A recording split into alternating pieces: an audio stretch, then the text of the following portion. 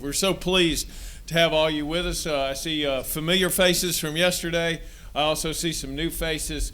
We're very happy to have you. Appreciate the vigorous discussion that we had yesterday. And I think we've got some good treats in store for you today. Let me just review what we're going to be doing today. The first panel, which I'll be leading, is the Hybrid and Cyber Threats to NATO panel. That'll be from now until 10:45.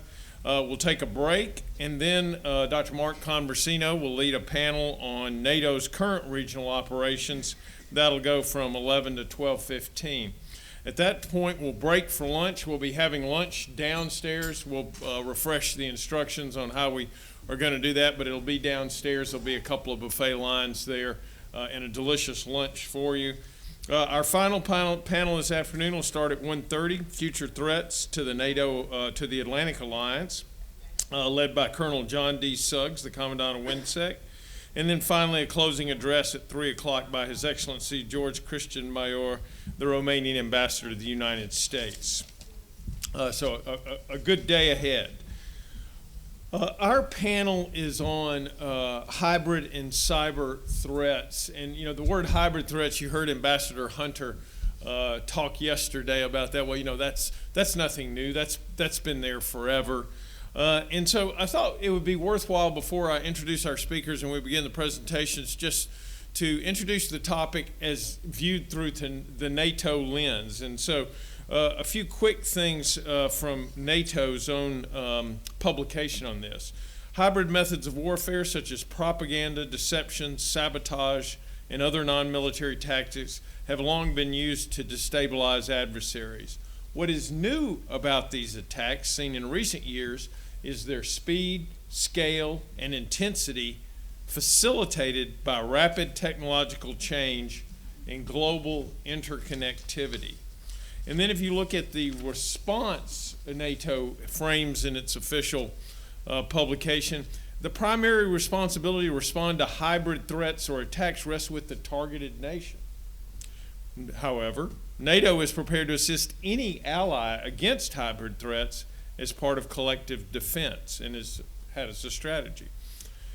In July 2018, NATO leaders agreed to set up counter-hybrid support teams, which provide tailored, targeted assistance. NATO has strengthened its coordination with partners, including the European Union, to counter hybrid threats. NATO's Joint Intelligence and Security Division has a hybrid analysis branch that helps improve situational awareness. It also actively counters propaganda, not with more propaganda, but with facts, online, on air, and in print. And I think that's just a little bit of an introduction, and I know our panelists today will give us much more information on various aspects of this. And today, very pleased to start with Dr. Robert Norton from Auburn University.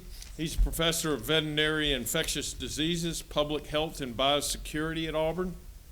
An Army veteran, he is the former director and now serving as the coordinator of national security programs in the Auburn University Open Source Intelligence Laboratory, chair of the Food Defense Working Group in the Auburn University Food Systems Institute, and director of the Futures Laboratory. Dr. Norton.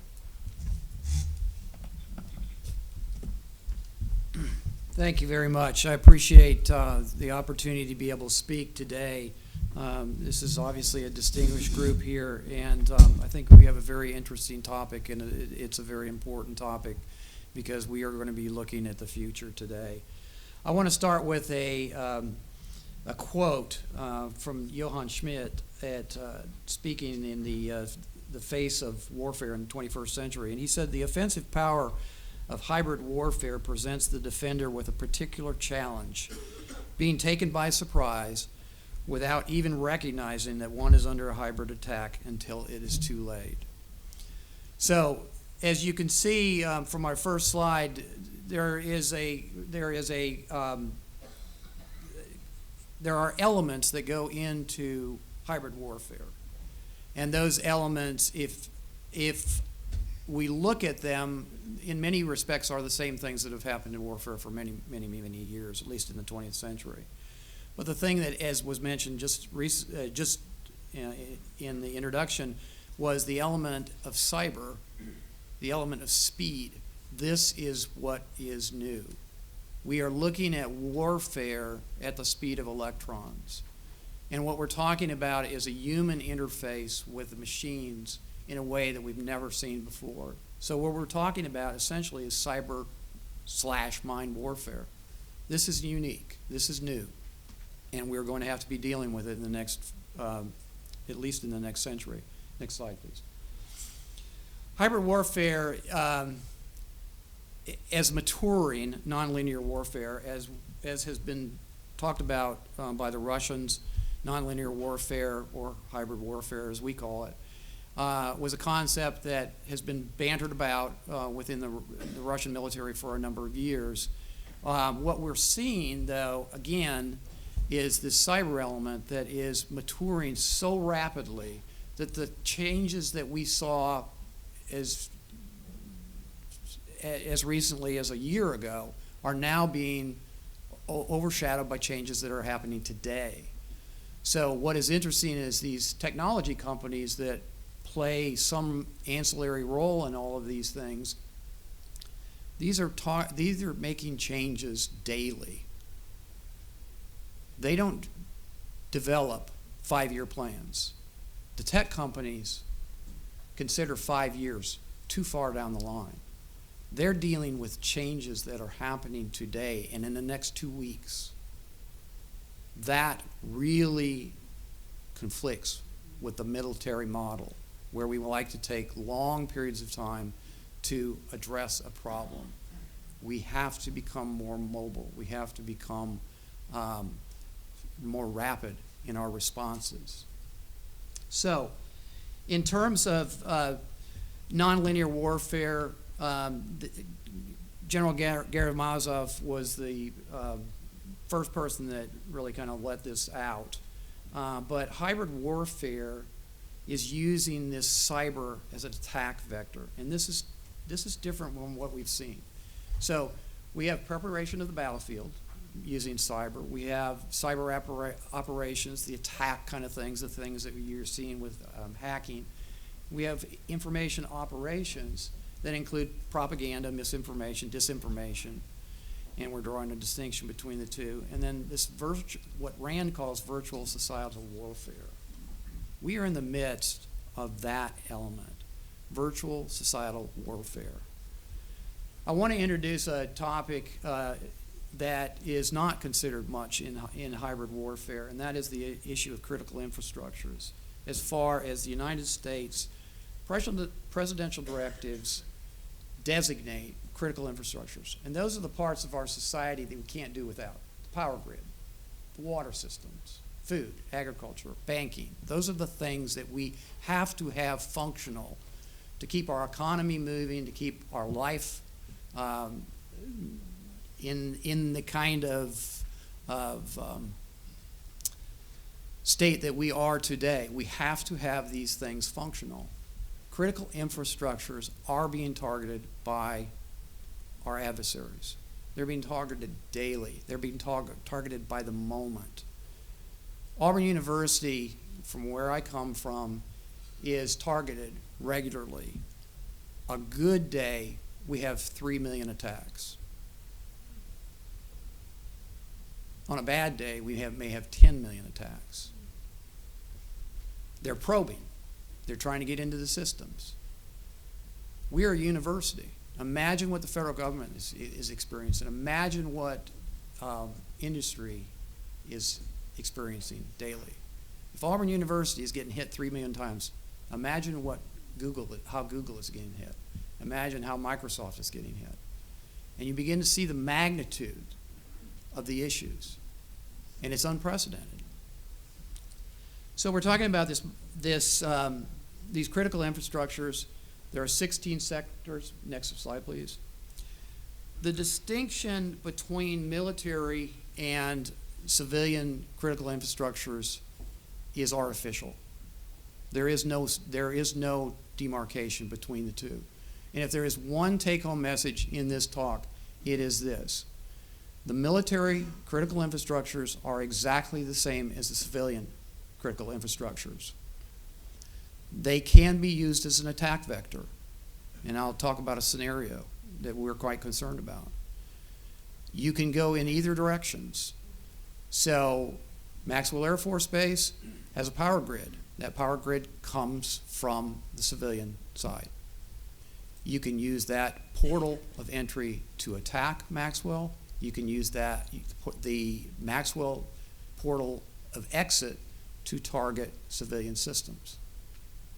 There is no distinction, and our adversaries draw no distinction between those systems.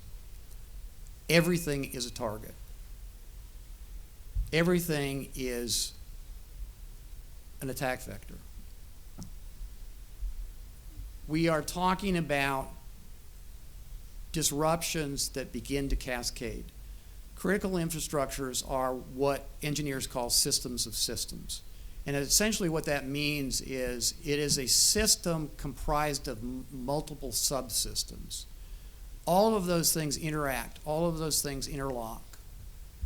Any failure, any single point of failure can cause a cascading effect that reaches across that critical infrastructure and takes that critical infrastructure down, or it could continue into subsequent critical infrastructures. So again, using Maxwell as an example, Maxwell doesn't have its own water system. Power grid goes down, water system goes down. Maxwell has neither power or water, and it can go in the opposite direction as well. Next slide, please.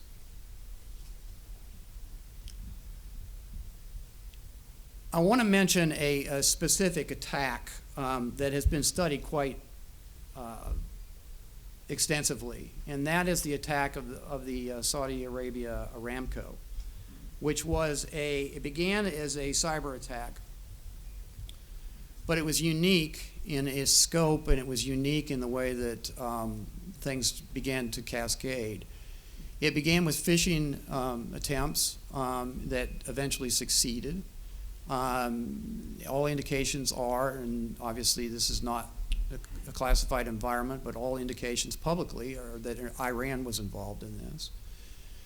The phishing attempts were designed to introduce malware that began to cause problems, and it was massively fast once that malware kicked into play. So what we saw by the end of this event, 35,000 Aramco computers were not just debilitated, they were actually destroyed. They caused the computers to overclock, what's called overclocking, and it actually destroyed to the point that you could do nothing with that computer. You could not repair it. You basically threw it in the dumpster. Now begin again to think about critical infrastructures. You can cause them to slow down. You can cause them to malfunction. You can destroy them, literally destroy them. As we look at these critical infrastructures, imagine an Aramco type attack where these things begin in one place, destroying things as they go, and they move forward with the intent, the eventual target possibly being the U.S., possibly being NATO. Depends on what the adversary wishes to attack. Next slide, please.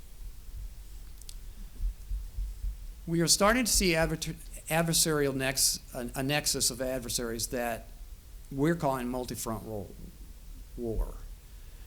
The worrisome thing about these cooperation agreements, these cooperative efforts, is that we've seen them in the past, but they are clearly oriented toward defeating the capabilities of the United States, defeating the capabilities of NATO.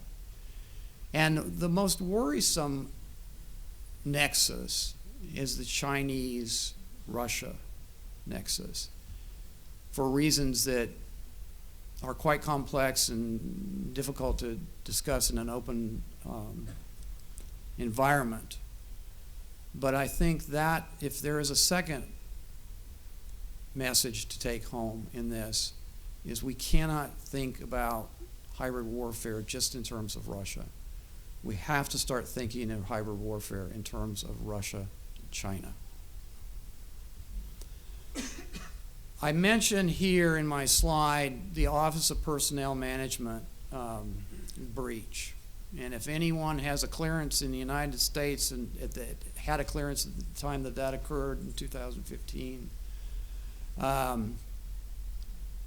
your information is known by the adversary. Who that adversary is of supreme importance.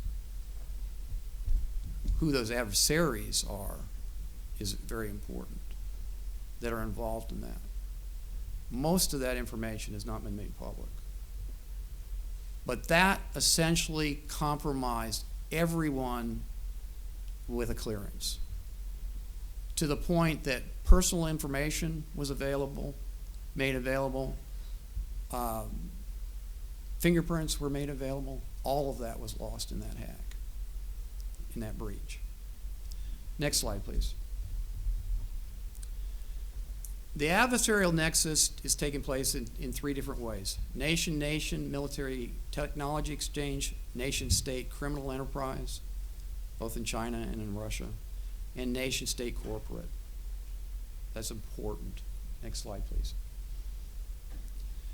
This is a scenario I want to just very briefly mention, and then I'll leave time for questions later on in the panel.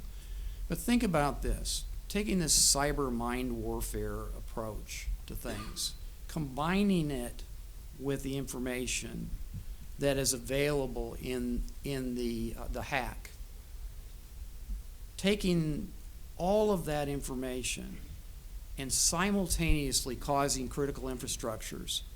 So a complex layered attack that includes these critical infrastructures.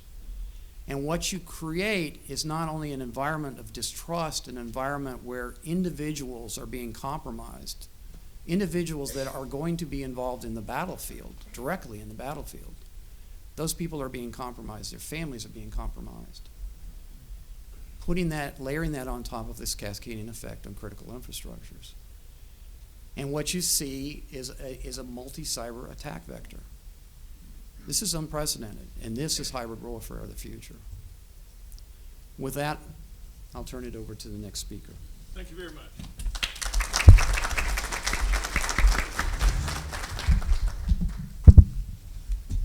Our next panelist is Mr. Ted Schnaufer from the University of Central Florida. He's a second-year PhD student in the Security Studies program at the University of Central Florida. He has a BA in Geography and History from the University of Florida and MS in Global Affairs from New York University. He spent part of the winter of 2014 and 2015 in Kiev and Mariupol, Ukraine, interviewing soldiers and civilians about hybrid tactics used in Crimea and the Donbass for his master's thesis.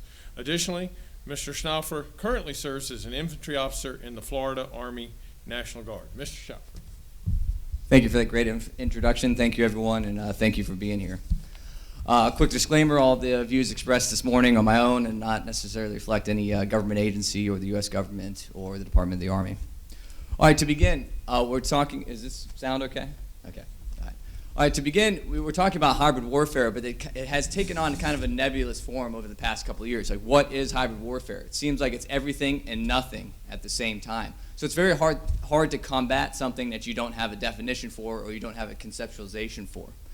The term hybrid warfare started to come into some prominence in the military arena and academic arena around 2006, 2007, with Frank Hoffman and a few others were publishing on Israel's war with Hezbollah at the time. And during that time, hybrid warfare was more about non-state actors and the ability to fight a conventional war along with criminal and non-conventional tactics. And so that's what a lot of research and a lot of academic rigor went into in that time frame. The U.S. Army and others picked up definitions that started talking about hybrid warfare as a corresponding employment of different tactics, including conventional, irregular, terrorist, and criminal tactics. And so this is like the 2010, 2011 timeframe. So during that, it was non-state actors employing those four types of methods, and that's what hybrid warfare is understood. Well, that all changed in 2014 with the annexation of Crimea and also the rebellion in the Donbass. Then academics, practitioners, and the military started looking at how do we define this new or evolved sense of warfare that we're looking at. And the term hybrid warfare got stamped over it and kind of morphed into that. So now you kind of have what the brief definition that was spoken earlier at the introduction of what hybrid warfare is. And pretty much it's the use of methods across the board of a state and society to erode away that state or society's ability to react to threats, whether if it's in the political sphere, economic, social, infrastructure, as we just talked about. So it's this broad-based use of different methods to be able to make the political and military decision makers indecisive because you don't know what's going on. Deniability is a huge piece of hybrid warfare because it's not a smoking gun. It's not as easy as just tanks rolling across the Fulda Gap. It's a cyber attack. And that cyber attack, you might not know where it comes from. And it could easily be a attack from one nation trying to frame another nation to spike tensions.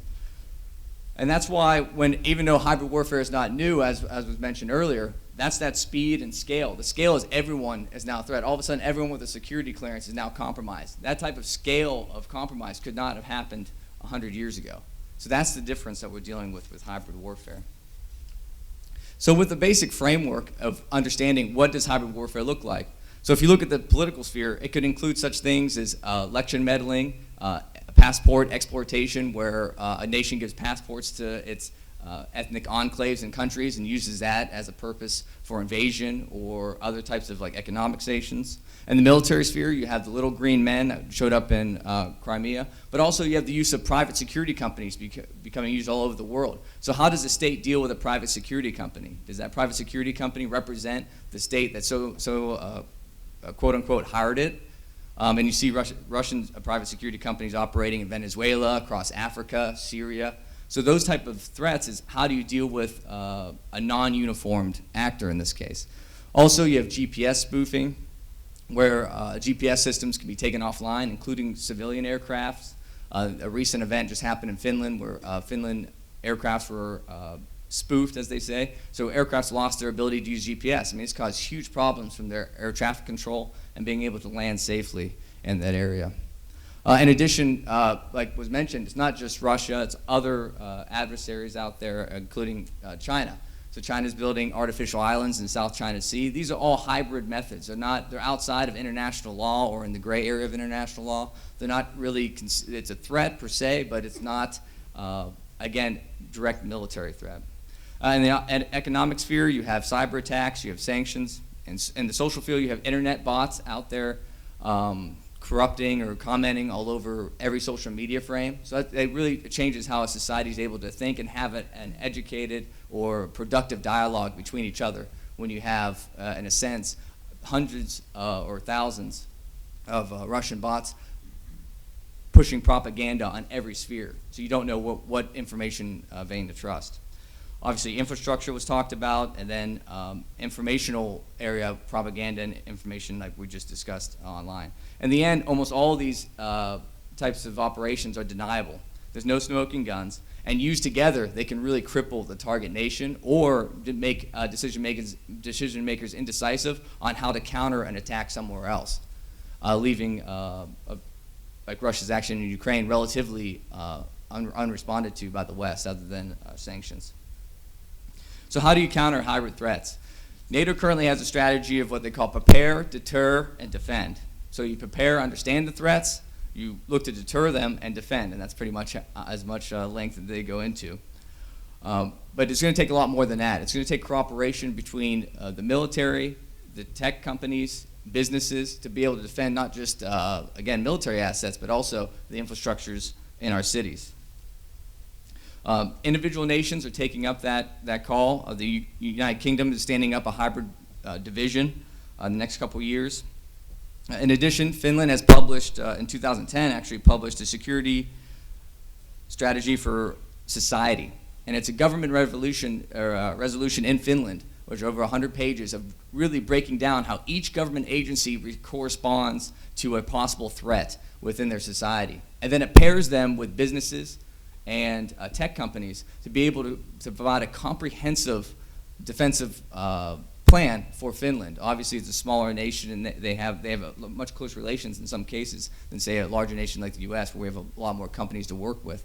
But nevertheless, this joint declaration was able to provide protection, for example, with the GPS spoofing mentioned earlier, where the Finnish government offers abilities to use military capabilities to help defend their civilian airliners from those type of attacks. In addition, Finland hosts the European Center of Excellence for Countering Hybrid Threats. So the Finns are a great example of a nation that's really pulled together all their resources available and taken these threats seriously, because everything's targeted in this hybrid war, whether if it's your cell phone, your clearance, or other military objectives. You pretty much have to bring all those factors together.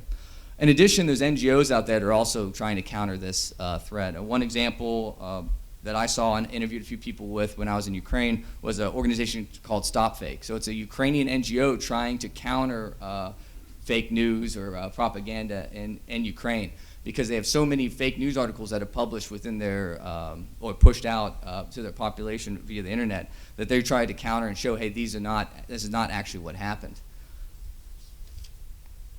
So what does that mean for burden sharing in NATO? And that's one of the discussions we had a little bit yesterday. So with all these rising threats, the new risk of hybrid warfare, the 2% mark that's currently used really doesn't encompass any of that. It's more focused on conventional forces, how much you spend on defense, but it doesn't bring in how much you spend on your cyber defense, your infrastructure, how much energy do you get, or how reliant on you on a non-NATO country. All of these factors play into whether we have another major war and or the continuation of this hybrid war, which could be a slow erosion of the unity of an individual state or of the Western institutions such as NATO and the EU over time. In addition, this 2% mark has a lot of other flaws in it. For one, just simply miscalculations. Some countries calculate that meet that mark, and then their GDP grows faster than they expected, and then they fall below the 2% mark. So now they're marked as a bad ally within the alliance. And it's more focused on an input measure and not an output measure. So that's one of the issues there. So with these new threats, NATO should definitely look forward to putting political emphasis not just on how much you spend on defense, but the cooperation between business and tech, along with, within the alliance, those hybrid threats. So a couple possible new metrics when it comes to adding in the cost for cybersecurity and then energy security, extent of participation in sanctions against states that use hybrid methods. In addition, some more practical kind of output measures is just simply the number of troops deployed for NATO operations, whether it's Afghanistan, Kosovo, the enhanced forward presence. And then lastly, the cost of hosting allied forces on individual members' territory.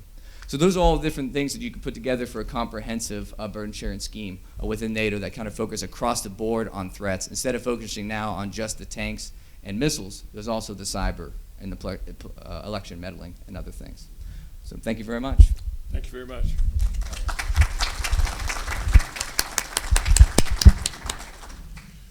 Our next panelist is Dr. Nicholas Sambaluk from Air University. Dr. Sambaluk is the Director of Research for his E-School of Graduate Professional Military Education at Maxwell. His prior work includes teaching at Purdue University and serving as its liaison with the Army Cyber Institute at West Point from 2014 to 2016, as well as teaching at the United States Military Academy and for the University of Kansas. He is the author-editor of 4 books. Dr. Sambaluk.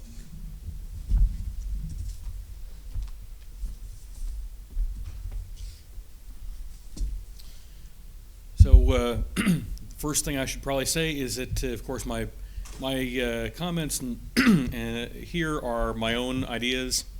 They do not reflect any kind of official position or views of the United States Air Force or the U.S. government, but I think they're pretty good.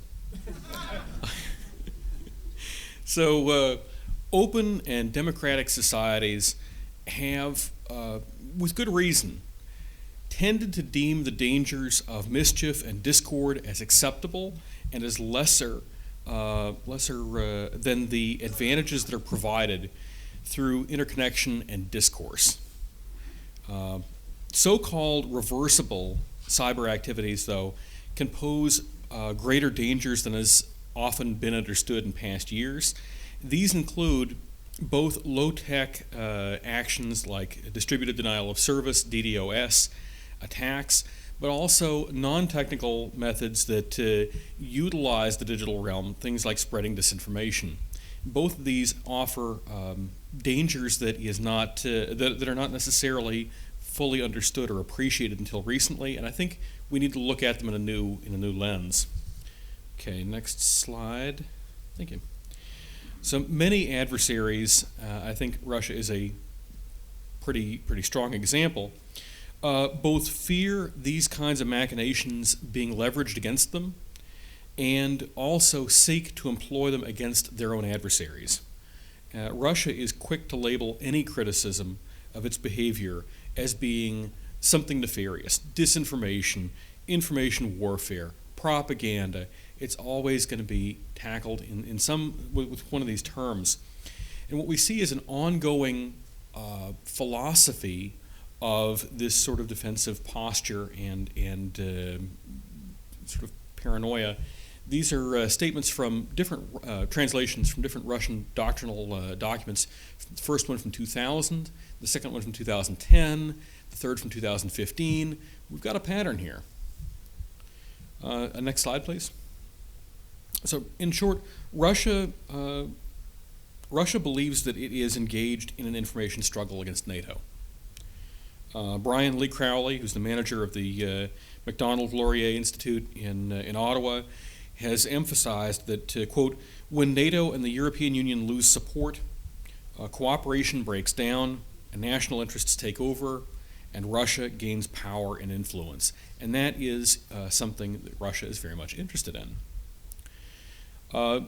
If we look at Russia itself, we see limited employment opportunities, selective enforcement of laws, and lucrative opportunities for those who have sufficiently high technical skills and sufficiently few scruples.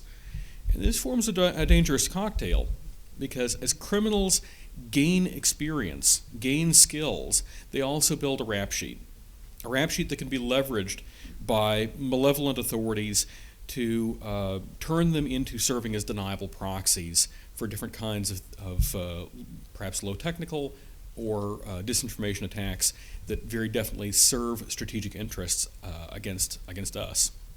Next slide, please. Another problem we've got is misconceptions about cyber war create the kind of space where pseudo-temporary actions can be used.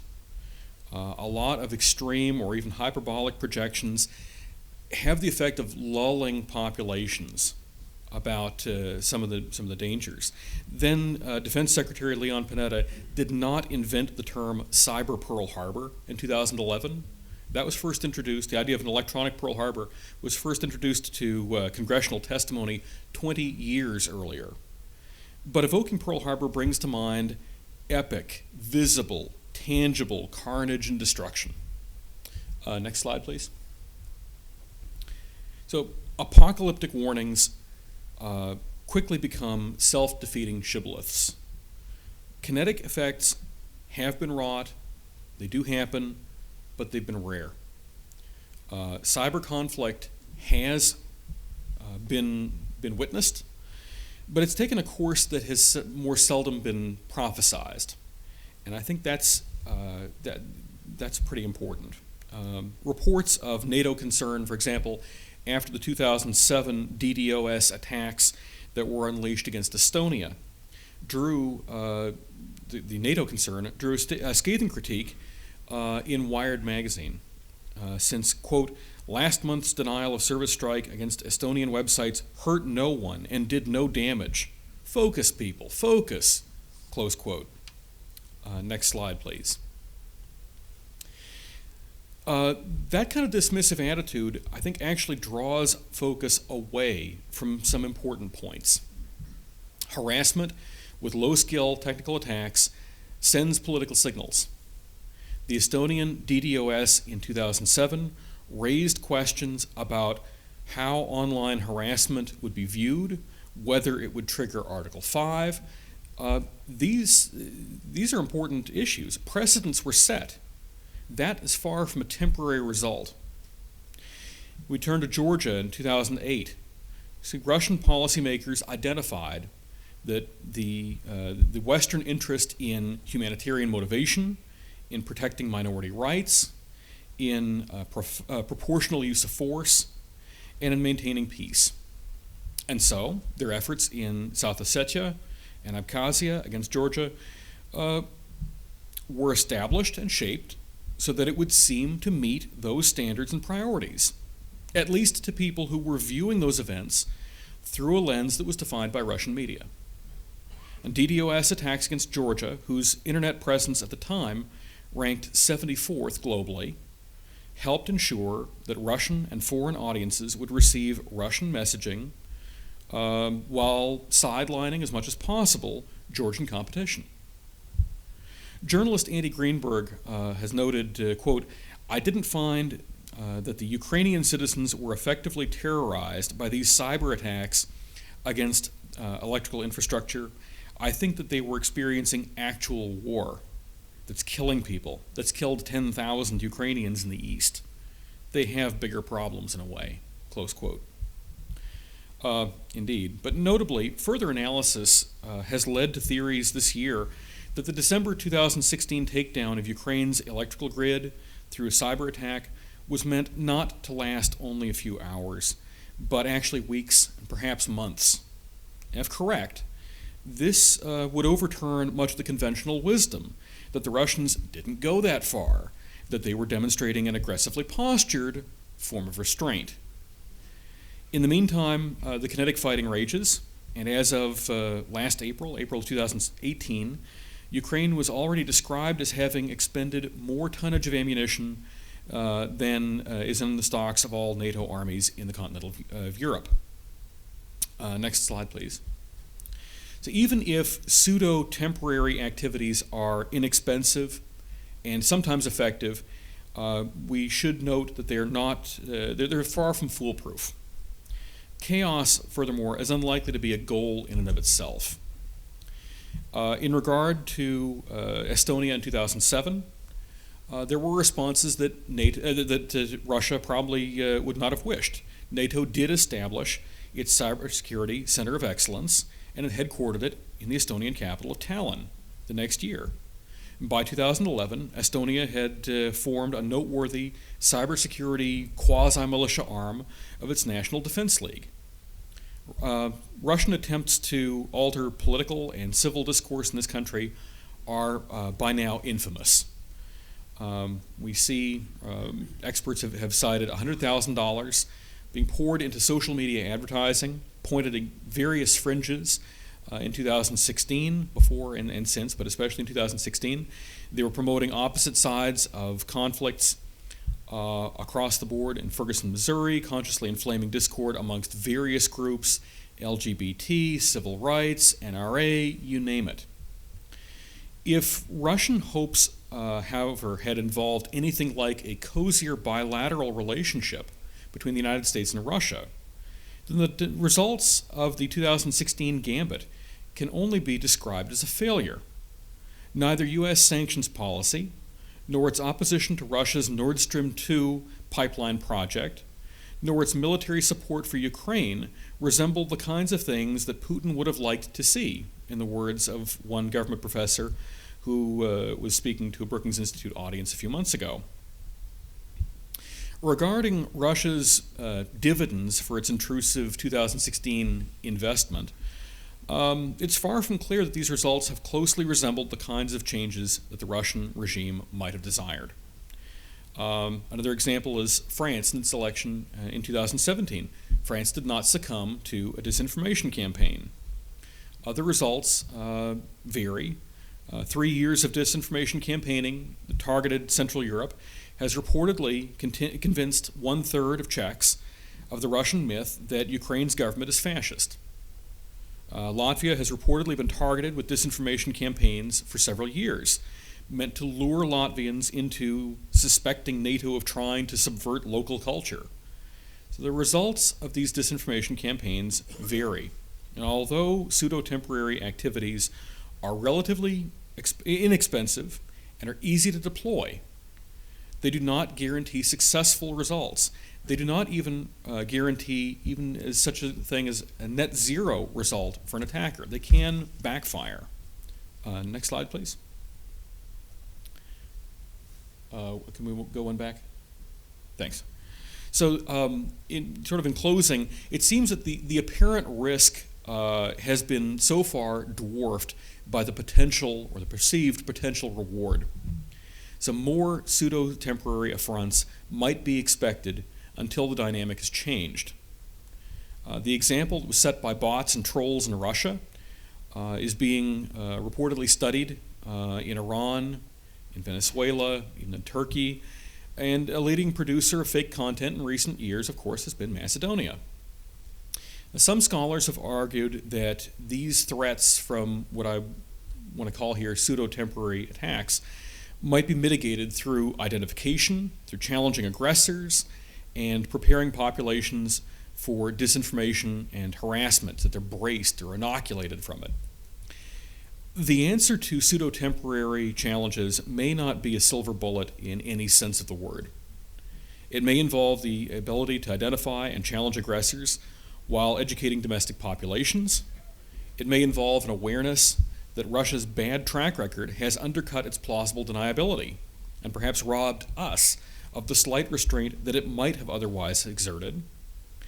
It may require a return to more traditionally normalized tones of discourse, not only in the US or in NATO partners, but globally. And accomplishing this could soften the sharp elbows that aggressors leverage through pseudo-temporary psychological activities in cyberspace. Among the possible responses, the maturation of discourse is likely to be the most meaningful, but also the most challenging to achieve. Thank you.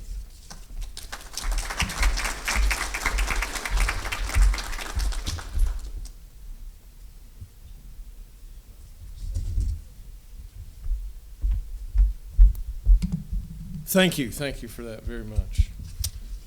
Our last two panelists are kind of doing a tag team here, so we're looking forward to that. But let me introduce them properly. We have Dr. Karen Gutierrez from Air University. She's the professor of cyber warfare at a professor of cyber warfare at Air University. She completed a doctorate in political science at the University of British Columbia and conducted postdoctoral work on the civil dimension of the revolution in military affairs at Stanford. Her publication portfolio in the field of international peace and security includes work on military doctrine, technological innovation, psychological operations, and civil affairs, metrics for evaluation, and how organization works. That's stuff for Dr. Gutierrez. And then my former colleague, I'm very happy to welcome Dr. Josh Sipper from Air University. He completed his doctoral work at Trident University in September of 2012, earning a PhD in educational leadership with an emphasis on e-learning leadership.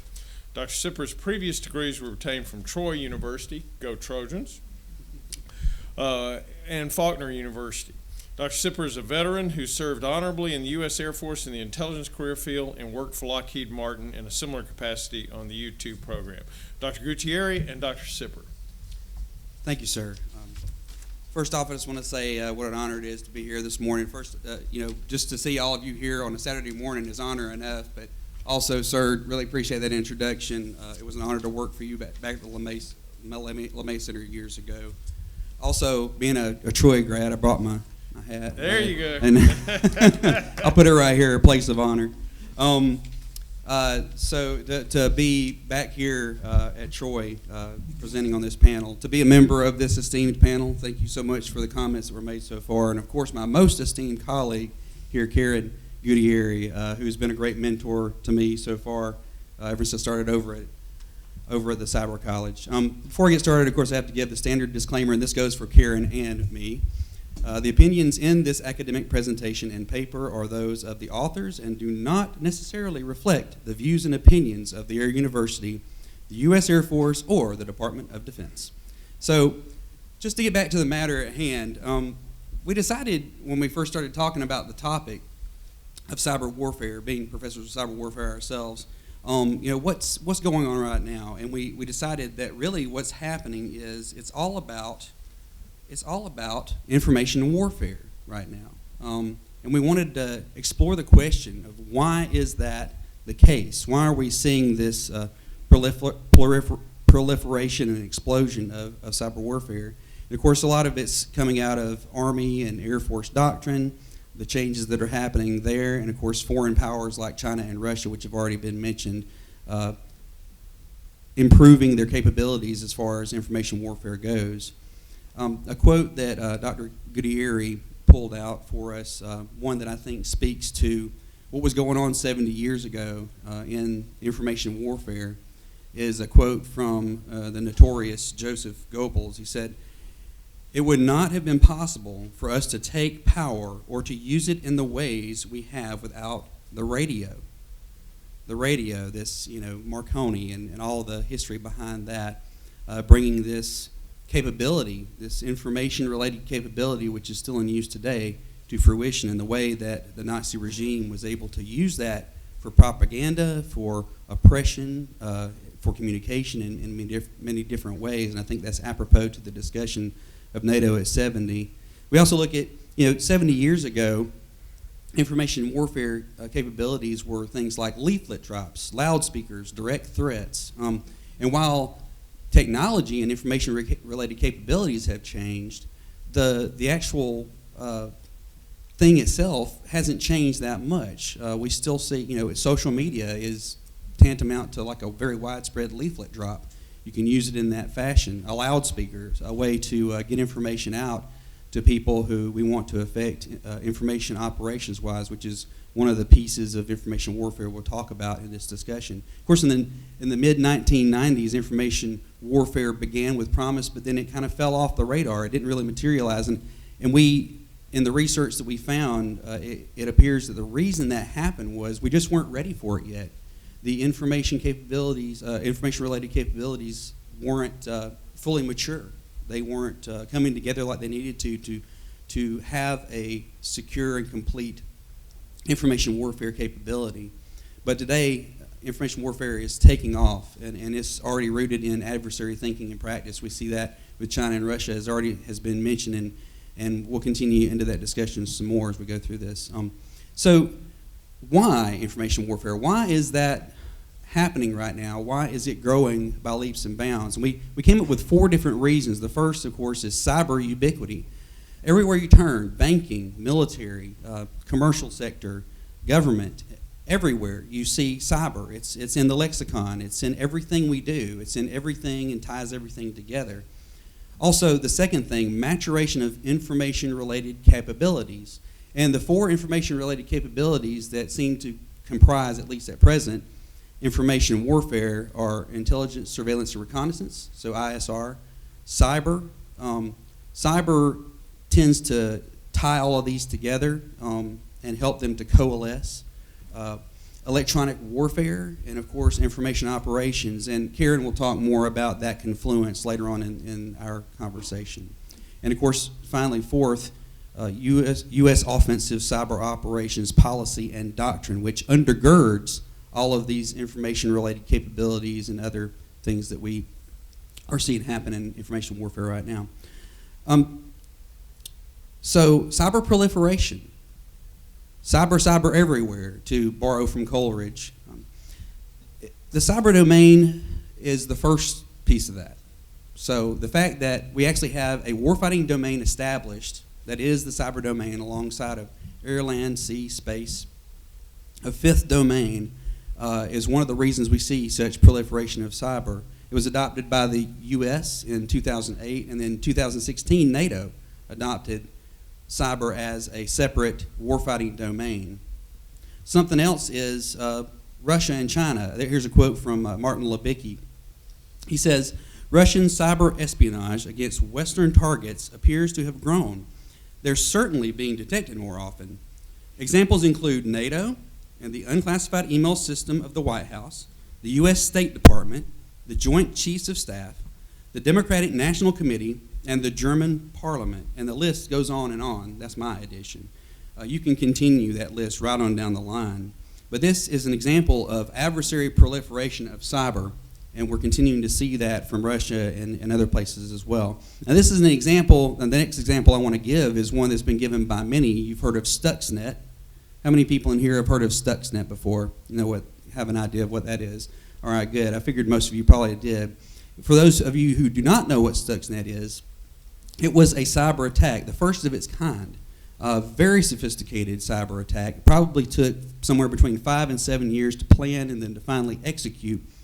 This cyber attack was enacted upon centrifuges that were used to refine uranium in the Natanz, Iran nuclear facility, enrichment facility. And a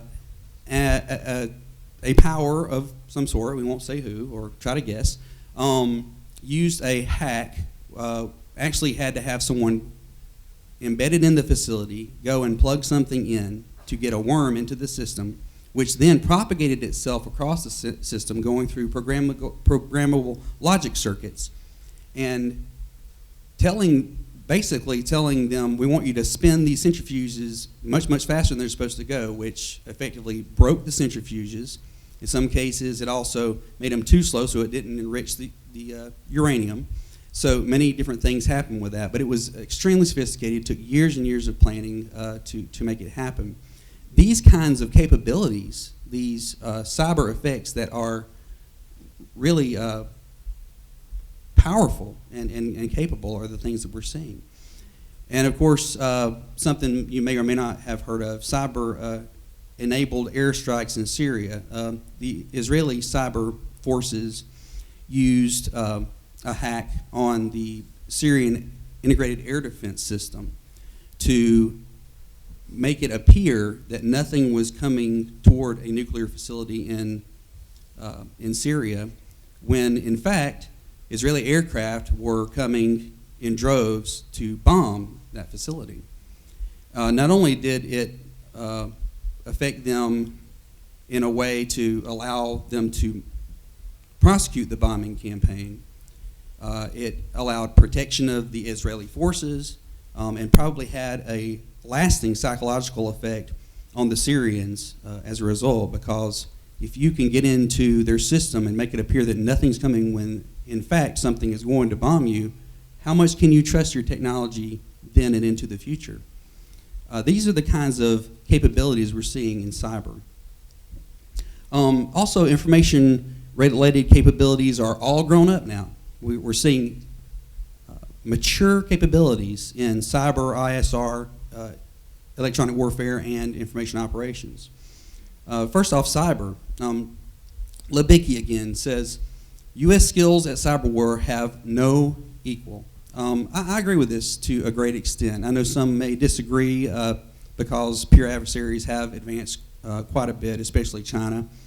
But as far as technology, training, funding, those kinds of things, we are still very far in the lead in many ways. And this is one of the reasons, that we're seeing proliferation of cyber is because of mature capability of cyber that we are experiencing right now. And of course, proliferation that I mentioned a while ago into every area: banking, critical infrastructure, the economy. Anywhere you look, you're seeing cyber growing. It enjoys domain status now, so it's well-financed. Joint all-domain command and control integration. Some people still know that as multi-domain operations. Training, education, policy, and doctrine, all of these things together. It's inexpensive for non-peer and peer adversaries. So cyber has kind of become like this rhizome that's sending out roots in every direction. It's growing everywhere within our own capabilities and our own nation and others as well. And finally, also ISR, intelligence, surveillance, and reconnaissance. It's one of the oldest of the information-related capabilities along information operations. You see both of these mentioned by Sun Tzu in his writings. And a lot of this has to do with the fact that cyber has come along to undergird these. Cyber IRC integration, you're seeing drones and autonomous technologies. You're seeing all of these new things taking off. Of course, the 16th Numbered Air Force, which is now an information warfare entity that's been established. electronic warfare, new forms of RS signals, Bluetooth, Wi-Fi, 5G, keyless entry systems, global positioning systems, Internet of Things. All of these offer an extremely large attack surface. And they offer us capabilities to do great things, but they also are vulnerable, and they offer a huge attack surface for our adversaries.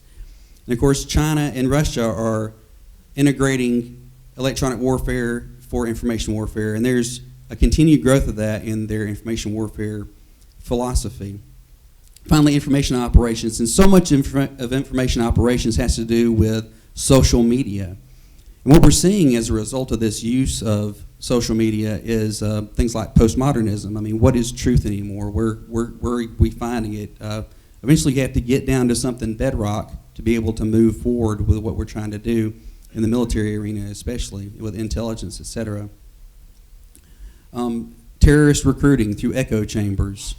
And something interesting to me is that China and Russia sort of eschew the term cyber. They use informationalization, which really just means that they are trying to use information to get the upper hand. They're trying to use it in any way they possibly can. I'm going to go ahead and turn it over to Karen and let her finish up because I know I'm over my time. Sorry, Karen, but you go ahead and take over. Thank you so much. Josh has really covered quite a lot of it. I think just to remind you, the question that we're asking is why information warfare now? And I'm going to talk about the convergence of these technologies and the focus on U.S. policy. But I'd like to emphasize here the big picture, right? The geostrategic context of why information warfare now as a construct. Well, simply put, the first reason is because China and Russia are already there. They're already doing it. Chinese strategic support forces, for example, don't have the restrictions between Title 10 and Title 50 that the United States has in its elements, right? So they're integrating all kinds of psychological operations and intelligence, and they're learning from Russia, which I think is an important point theoretically about the sociology of technology here and the way that we're seeing diffusion and convergence in this phenomenon. But also, I think we have to think that it's all about information warfare now because the boundaries really are no longer holding, right? And there are a lot of boundaries here. Not just, yes, that there's the technologies converging. I'm going to talk about that in a minute. But there's civil-military boundaries, as we heard with the other panelists, right? There's a kinetic versus non-kinetic boundary, peace and war itself, right, with hybrid warfare.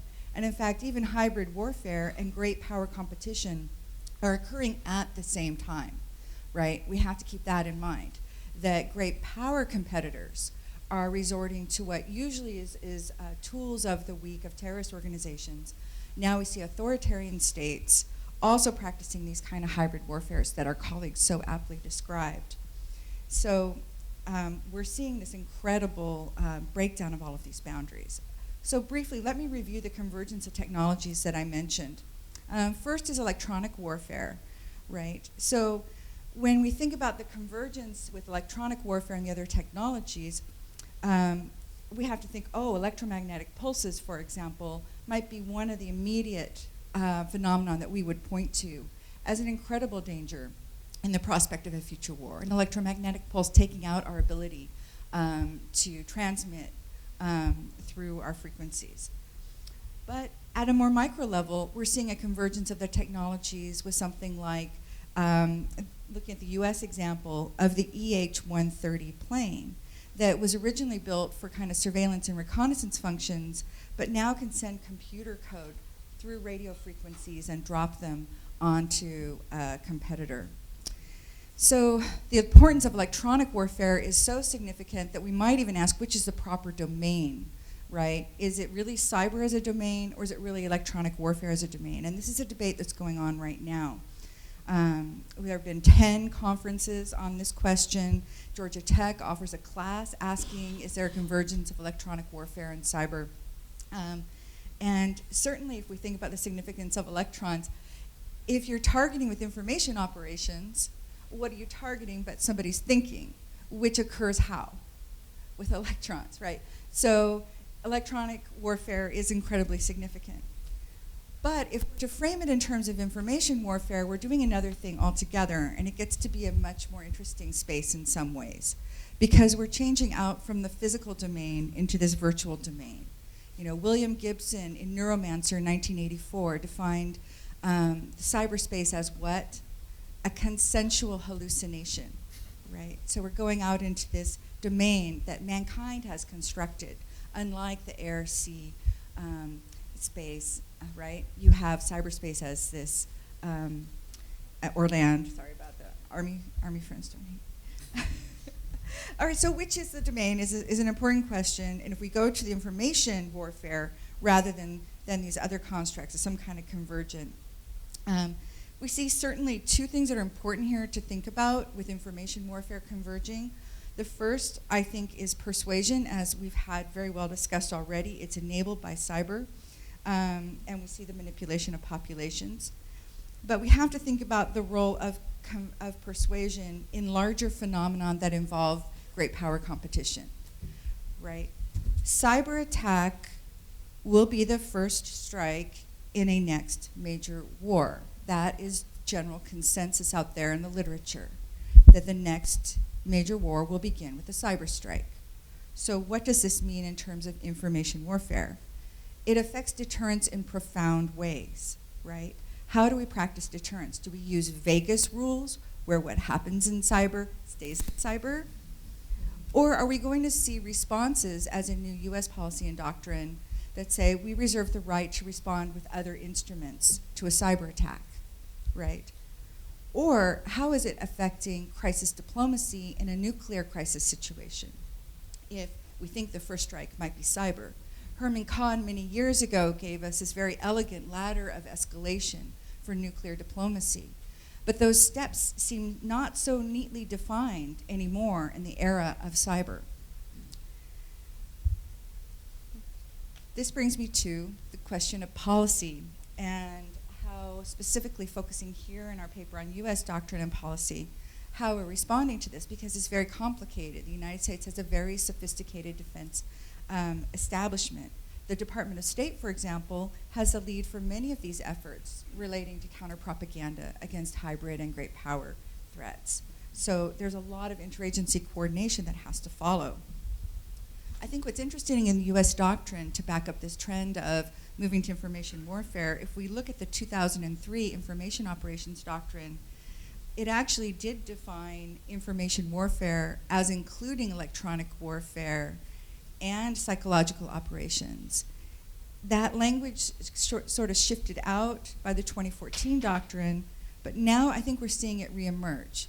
We still don't have the 2019 US DoD Dictionary of Official Terms defining information warfare, but it does talk about information operations, saying, see also electronic warfare, deception, operation security, and military information to support operations, also known as psychological operations, right? So we're seeing that reemergence in the US doctrine.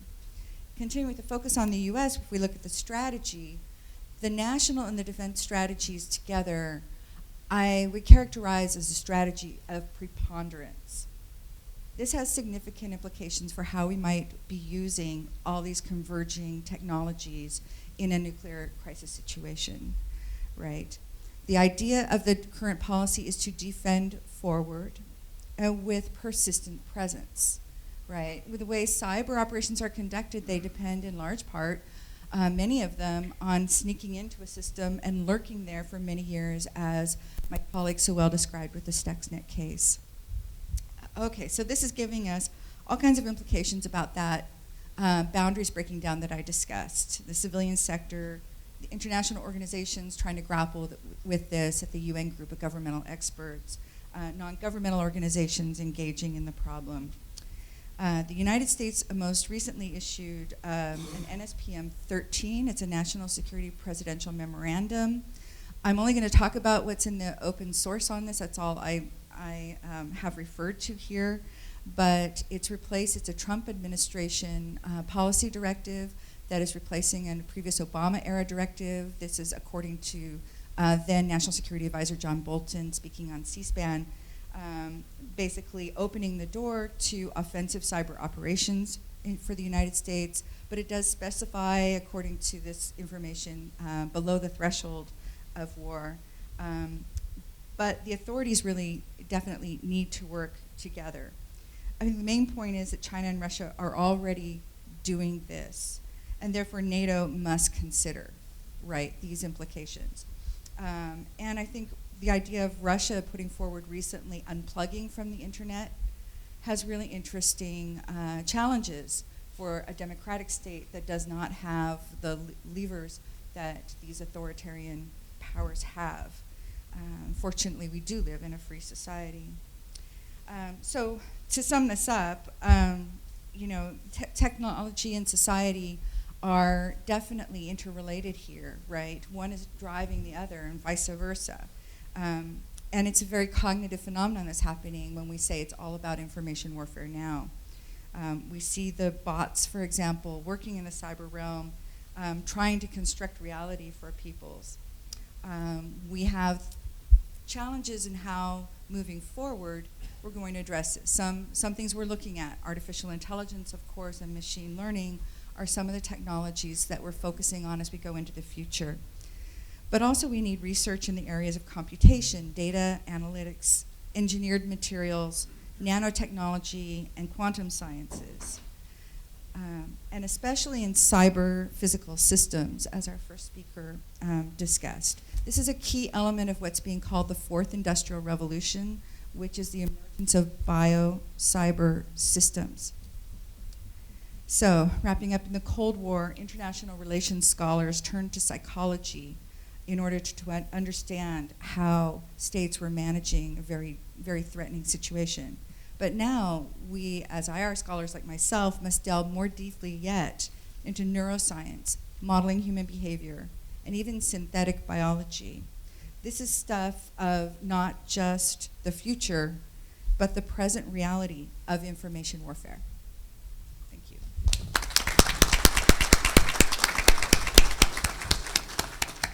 Thank you to all our panelists for those informative presentations. And now we'll take a few questions. If you would wait till the microphone gets to you. And I think we have our first one right here. Microphone's coming. Thank you so much. So I have two questions. My first question is to the presentation on hybrid warfare. So when you conceptualize hybrid warfare, have you also considered, which I find very unique, is this concept of legitimacy? So for instance, China's behavior in the South China Sea, it started as a hybrid warfare, but today it's subconventional. It's no more hybrid. China is very clear as to what it means to them historically. And so that's very fascinating, the use of hybrid warfare in the beginning, but then turning it into a conventional operation. Russia in the Crimea, for instance, if you look at Russian propaganda, conversations, it's about building legitimacy. And I think legitimacy is an important variable because then it creates doubt in the international community as to how do you respond to this kind of attack. To the panelists on cyber warfare, have you also considered North Korea? Because, for instance, as you know, last month, the Indian Nuclear Power Corporation had to shut down one of its nuclear reactor because of a malware, D-Track, that was traced to the North Korean state-sponsored company called Lazarus. And so India now sees it as an act of war. So is there a consideration, because North Korea, I didn't hear it being talked about, but is one of the foremost actors in terms of cyber attacks? Thank you. Absolutely. With the Chinese and the South China Sea, obviously the 9-dash line is kind of their latest claim, which goes deep into the South China Sea. They've been able to construct the artificial islands with some international rebuke, but really, in the end, they've been able to do it without punition, without any punishment. And it really follows it with, they were starting that before Russia annexed Crimea, but nonetheless, Russia took that as, let's see what we can get away with, and Crimea was a great example because there was no smoking gun. You had soldiers who are identified, the little green men, being able to solidify gains through hybrid methods, and that's really one of the key principles of it, is being able to erode or deny the enemy a clear idea of what's going on, and by the time you figure it out, it's too late. Those artificial islands are already in the South China Sea, and now you have some people talking about the little blue men, with the Chinese kind of paramilitary flotillas kind of just pushing U.S. ships around and just kind of being a pain. It's all below the level of warfare, but nonetheless, they're still making those gains, and that's what I was talking about inside the gray area of international law, because you're kind of, is that considered Chinese territory now? How does that fit into our current idea of how the world order works? And that's where, again, the conceptualization of hybrid warfare, that's where it's fought, is where there are no clear lines. Like was just mentioned, it's kind of the fog of war. So things are happening that are below the level of war, but they have huge implications and gains that if an actual war started, or in general, these islands exist. So now that gives the Chinese a much more projection power in that area. In addition, you can look at like Chinese, what they call debt trap diplomacy, with the Belt Silk Road Initiative, where they're pretty much able to acquire ports and military bases by indebting countries through infrastructure projects and being like, all right, can you pay the debts back? No, no problem. We're just going to use your port for a military base now. So this is kind of like, that might be considered hybrid diplomacy, or you can put that under hybrid warfare, but it's all these methods that are not direct action, but are done through maybe subversion would be a word there. To your question on North Korea, you had the most recent example in India that you're talking about, and also reminded of the Sony hack years ago, in response to the movie that Sony made. The things that their capabilities, the force they're putting forward, absolutely is something that we're considering as well. But I would also add Iran. I mean, really, you're talking about four major players on that side, so China, Russia, North Korea, and Iran. In fact, it was mentioned a while ago, the Saudi Aramco attack was a response to Stuxnet. That was actually they were retaliating using that. Iran was, and that they had the capability to do that. In fact, a lot of people are saying that Stuxnet has actually increased the capabilities of our adversaries, and I would agree. Having that out there, not to mention that it's kind of out there for everybody to see and use and reverse engineer as they wish now. So these are things we have to consider now and into the future. Karen? Yeah, that was a super informed question. Thank you, and thanks for we're already over time, so you missed my Korea bullet. But on the international legitimacy question, that's super significant for policy, because the United Nations is able to do operations regarding terrorist propaganda, for example, right? And because it's non-state, and so that gives the UN that ability to have that freedom to address it. And looking at the U.S. And this case of the Sony hack, again, that's also an interesting policy example, because you have a state actor against a non-state entity, right, a commercial entity, that wasn't even a U.S. corporation. And so how was the U.S. administration going to respond to that? I mean, these are all interesting sovereignty and war questions that are just like coming upon us in our lifetime. Likewise, I think the Georgia 2008 conflict is a good example of one of the points that you speak to about how we see hybrid warfare involves both the kinetic, the shooting, but also pulls in the cyber domain in some interesting ways. If you can crowd out your victim's approach to sharing a narrative and replace it with your own, including through low technical level cyber attack, that is a way of simulating legitimacy and of kind of excluding the apparent sovereignty of a victim state. And I think that's a pretty important dovetailing with your point. And it's a really great question. Thank you. I think we got time for one more. Good morning. This is really a general question for anybody at the panel who would like to answer. What are some of the capabilities and challenges that NATO has in building a reliable and credible deterrent for cyber and hybrid tactics? Thank you. Thanks, that was a great question. Something that I found in my most recent research that's interesting, that goes along with what we were discussing as far as information-related capabilities that China and Russia are putting forth. In Chinese doctrine, they don't even use the word deterrence. They use a word called weishi. It means coercion. Deterrence is one type of coercion. And I think that we're seeing with information warfare coming on the stage, we're actually shifting more toward a coercive stance than we are deterrence. Deterrence is just one kind of coercion. And I think this is going to grow. I'll let the other panelists kind of comment on that a bit. I just wanted to kind of throw that out there because we're seeing this increasing not only in Chinese doctrine, but I think we're heading that direction in our own.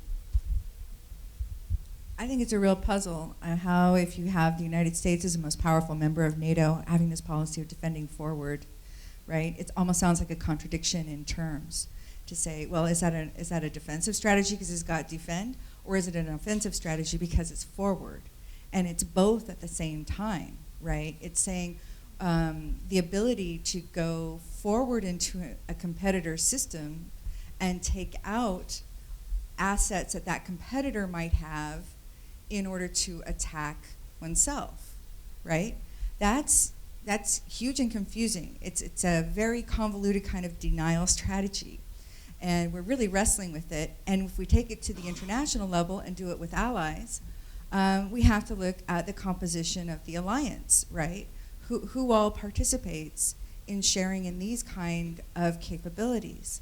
And the greatest strength that NATO has is that it's an alliance of, like-minded, ideas about democracy promoted within and sustaining that. However, we're also seeing changes in the composition of some of these states internally, right? We're seeing a rise of populism that's a real challenge to the nature of the alliance. And if you consider Turkey as the behavior of Turkey most recently as an example, defending forward alongside an ally like that, I don't understand how those in leadership positions in NATO are wrestling with that question right now. It's very important. Just add very quickly here that I think any time that defending doesn't seem particularly defensive, it's very hard to build and maintain consensus. I think also that as we look and moving forward, it's important to realize that the corporations that are involved in these infrastructures are going to have to be involved, very intimately involved in a way that they have not been before. It's interesting that the Sony hack was mentioned, and obviously that doesn't have strategic implications, or maybe it does. But the Sony hack, what a little known fact is the corporation was actually warned twice, about approximately 2 months before the hack actually occurred, by another security corporation, and said, by the way, you are going to be attacked by North Korea, and this is how it's going to happen. Sony actually ignored that twice. And so when you begin to look at the implications of corporations and those having the infrastructure and how they can be the portal of entry for attacks, they have to be more intimately involved. So we're going to have to find a way to talk to the corporations. And of course, the complication is that the corporations are increasingly multinational. Ladies and gentlemen, we're going to have to cut it off right now, but I encourage you to engage with the panelists as you have a chance on the break. I think consensual hallucination was my favorite term of the day. I'll explore that a little bit more in the break. Talk amongst yourselves. Let's give a big hand for our panelists.